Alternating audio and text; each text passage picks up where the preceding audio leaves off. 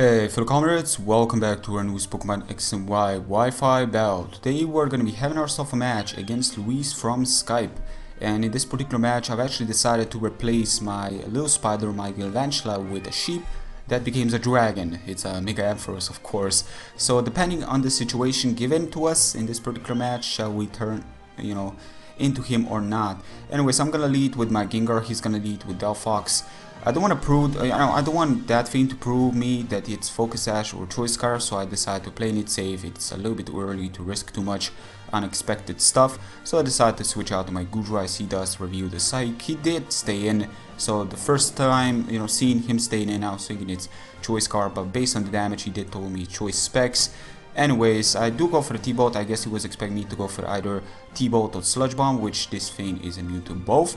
I predict maybe even Azumarill being part Fairy and pretty much a Dragon Slayer in general. So I decided to switch out to Gengar afterwards, but the guy did make the right move by, instead of going for Earthquake, going for the Rock Slide, doing a massive ton of damage towards me on the switch. So I'm kind of getting outplayed here. So I definitely need to change my strategies and not playing this obvious, even this early, But for now, we luckily managed to hit the next Hypnosis. First time it did miss, but it's important to put this Gudra to sleep. In that case, we can manage to switch out, but unfortunately he switches out as well to Azumarill, which does kind of force me out because of possibility of Aqua Jet. And I'm thinking, you know what, this guy cannot belly drum. There is a particular reason why. First, I have Klefki. If he belly drums, then I can reflect, then I can probably handle him this early in the match. It's a little bit too early. He still didn't put up any spikes of any sort. So again, it's still a little bit too early for him to play this reckless. Plus, maybe he isn't even belly drum set. Maybe he's a possible Choice Bandit because that damage actually did a quite considerable amount now that I think about it. But I'm switching out to Ampharos after he switches out to his Skarmory. I'm thinking, okay, he's gonna put up some spikes, but here is a problem. I really don't have too much to hit the likes of Excadrill because the part Steel type he's had. So, Ghost, not really Ghost. Dragon Pulse isn't really doing much because I still didn't turn, so I didn't gain that Dragon Stab. But checking out that he still has this Pokemon, me turning into it, I don't feel it's really gonna be gaining me much. So in case like this, I switch out to Kangaskhan. I do need to start outplaying him a little bit, predicting him to predict me to go to Gengar, and then directly switch out to Gengar. So we managed to kind of outplay him on this part as he did outplay us before. Again, trying to manage, this particular scene and whatnot. Predicting the Skarmory switch, that's why I made a double switch right there to Gengar, knowing he's not gonna Rock Slide again. And afterwards breaking his 30, because checking out my team and checking out his particular team, Skarmory in general can wall a majority of my Pokemon. There's a couple of ways I can handle him, but if he is at full HP, that can be a major problem because Flare Blitz is the only way of taking him out, but afterwards Flare Blitz would have not been enough. The Recall and the Brave Bird from here would have probably even be enough towards me. So again, I definitely need to play it safe, just sadly my Gengar had to go in that case. Anyways, I'm gonna play it safe again, like I said, Flare Blitz, afterwards switch out to my Klefki, and he did decide to go for the Aqua Jet yet again. He did decide to play it safe, but the thing is that, yeah, the thing is I would have been faster if I would have stayed in. I would have still been faster, maybe U-turn possible, but not really because he does resist, and I believe I do have it on my Talonflame. I believe I do have the U-turn, but why would I even risk it? So I decided to put up some spikes as he decided to switch out to his Skarmory. Now, sadly, this is a problem because as you could probably tell, yeah, the way he actually, switches in, this is gonna give him the opportunity to gain some HP back with the help of lefties. But I'm thinking, you know what? It's probably in my best interest to put up some spikes. I mean, checking out his team, he can put up some spikes as well, but it's not like his team can really take spikes. It's like it can take spikes as good as my team can take spikes. So it's gonna be painful on both sides of the fields. They're both gonna be stepping on those spikes and it's gonna be hurting. So we definitely need a doctor here. Anyways, I'm switching out to Gudra. I do get some spike damage, but he does reveal the roost, and this is something I was kind of fearing. But here's where I'm actually starting to believe, okay, he's probably gonna think that I'm gonna go for the something else, something that can hit maybe even Azumarill and whatnot. But yeah, I do playing it safe, go for the Fire Blast.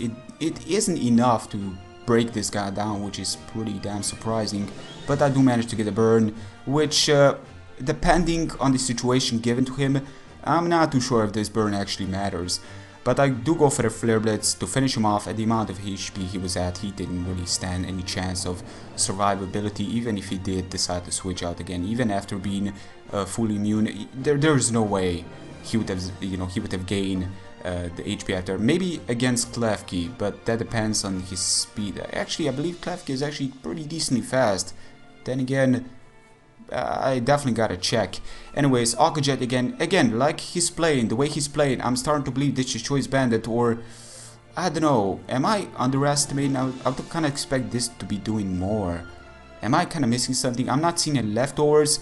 Most of the Zoomeros I've seen from people on YouTube, I've seen belly drummers, but the way he's playing with this guy, no, this really cannot be a belly drummer. But again, like I said, I do have Gale Wings to kind of stop Azumarill in his deadly track after belly drum, in case the worst happens. But again, my calcs are a little bit off when Azumarill is concerned. It's been forever when I last faced that Pokemon. I know how its main stats are all about, but yeah, and this is a different situation. Anyways, I do go for the foul play. I guess he was not expecting me to go for the foul play, but we managed to take him down because it is not resisted against steals.